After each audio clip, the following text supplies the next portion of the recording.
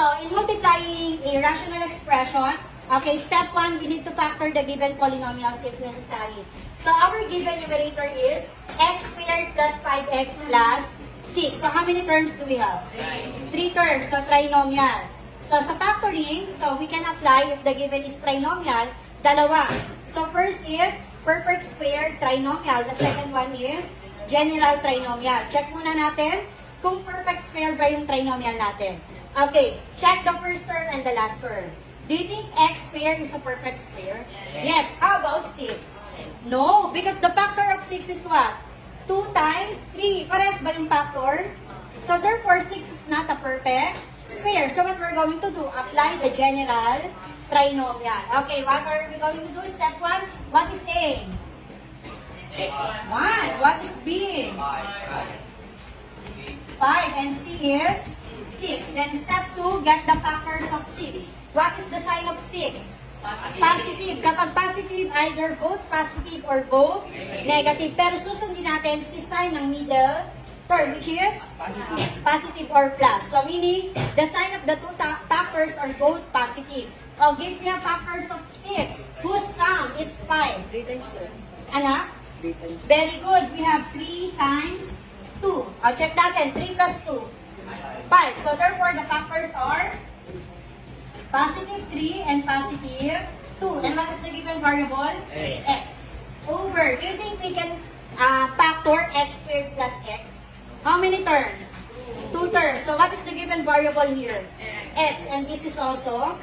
Meaning, meron siyang common variable. Ibig sabihin, meron tayong common factor. Ano yung common variable sa kanila? X. How to get the GCF of the variable? Copy the variable and get the smallest exponent. Anong mababa? 2 or 1? 1. Okay, meaning the GCF is X. How to get the remaining factor? Divide the given by the GCF. This will become x squared plus x divided by x. X squared divided by x. X. How about x divided by x? Very good. 1. So the remaining factor is x plus 1 multiplied by 4x squared plus 4x. Okay, what is the GCF of 4 and 4? Very good, 4. Given na nga eh, di ba? Oh, what is the GCF of x squared and x? X. So since meron sila parehas x, meron tayong variable sa GCF. Then get the remaining factor. We have 4x squared plus 4x divided by the GCF, which is 4x. 4 divided by 4? 1. X squared divided by x. X. Okay, plus 4x divided by 4x. Okay, tatandaan, kapag ang numerator at denominator ay parehas na parehas, ang sagot ay laging 1. Okay, therefore, x plus 1 is the remaining factor. Next, what is the GCF of 2 and 6?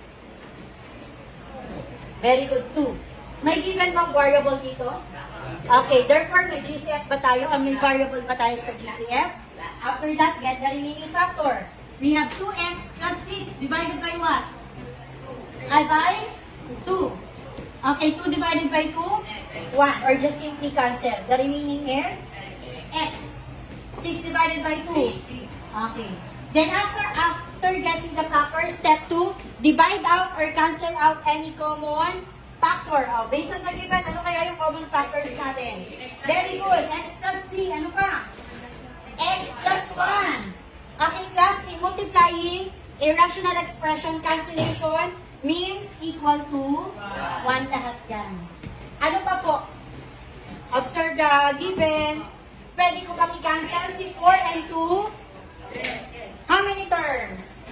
1. Monomial. And this is also, pwede bang i-cancel? Yes. 4 and 2 are both divisible by 2. So, 4 divided by 2? How about 2 divided by 2? Meron pa ba? Yes, meron pa. Sino? Very good. Si x. Okay, cancel. X divided by x? X divided by x. Okay, meron pa ba? Okay, kung wala na, multiply the remaining terms. Okay, 1 times x plus 2. X plus 2 times 2. How many terms? X plus 1. 1. So, unahin mo si 2. Then, followed by the given binomial. X plus 2. Over. 1 times 1? Times 1? Times 1? Okay, if the denominator is 1, we need to write 1 pa ba? Okay, therefore, this is the answer.